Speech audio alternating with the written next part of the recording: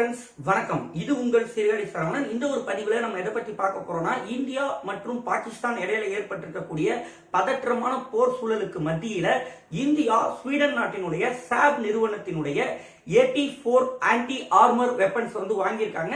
இந்த ஒரு வெப்பன் பொறுத்த வரைக்கும் ஒரு மேன் போர்ட்டபிள் வெப்பன் தான், அதாவது நம்ம கையில வச்சு ஆபரேட் பண்ணக்கூடியதுதான்.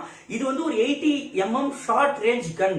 இதை பயன்படுத்தி என்னெல்லாம் பண்ணலாம்னா, ஒரு ஷார்ட் ரேஞ்சில் இருக்கக்கூடிய ஒரு பில்டிங், பங்கர்ஸ், இதை நம்ம அட்டாக் பண்ண முடியும். இது ஆர்மர்டு போர்சஸ் மட்டும் இல்லாம இந்தியாவுடைய விமானப்படையிலையும் இதை சிறப்பாக பயன்படுத்த முடியும். குறிப்பா பார்த்தோம்னா, விமானத்திலிருந்து ஒரு குறுகிய தூரத்தில் இருக்கக்கூடிய இலக்குகள், குறிப்பா பார்த்தோம்னா ஒரு 10 மீட்டர்ல இருந்து 270 மீட்டர் வரைக்கும் இருக்கக்கூடிய இலக்குகளை இந்த ஒரு 84 ஆன்டி ஆர்மர் வெப்பன் வச்சு தாக்க முடியும்.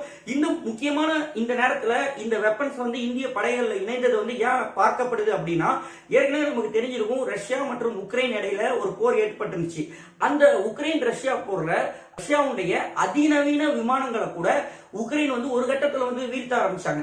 நிறைய விமானங்களை அவங்களுடைய வீரர்கள் எதை வச்சு வீழ்த்தினாங்கன்னா, இந்த மேன் போர்ட்டபிள் கன் வச்சு தான் வீழ்த்தினாங்க. சோ அந்த நேரத்தில் இதனுடைய தேவை உலக அளவில் முக்கியமா பார்க்கப்பட்டுச்சு. மேன் போர்ட்டபிள் டிவைசஸ் வச்சு ஒரு பெரிய விமானத்தையே நம்ம தாக்க முடியும். ஏன்னா இதுல இருந்து போகக்கூடிய குண்டுகளுடைய விலை ரொம்ப கம்மி.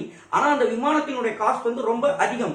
எனிமி நாட்டினுடைய வீரர்கள் மேல, அவங்களுடைய ஏர்போர்ஸ் மேலையும் ஒரு பெரிய பிரஷரை இந்த மேன் போர்ட்டபிள் வெப்பன்ஸ் மூலமா நம்ம போட முடியும். சோ அதனாலதான் இந்த நேரத்துல இந்தியா இந்த கன்ஸ் அதிக அளவுல படையில இணைக்க ஆரம்பிச்சிருக்காங்க. மேலும் இது ஒரு ஷார்ட் ரேஞ்ச் லைட் வெயிட் கன் தான். இது அசால்ட்டா வீரர்கள் கையில எடுத்துட்டு போகலாம். ஒரு குறுகிய தூரத்துல ஒரு ஹெலிகாப்டர் நம்ம பார்க்கும்போது அதை இதை வச்சு நம்ம தாக்கி அழிக்க முடியும். சோ இது ஒரு முக்கியமான விஷயமா பார்க்கப்படுது. இதான் இந்த ஒரு பதிவுல நான் சொல்ல வந்த விஷயம்.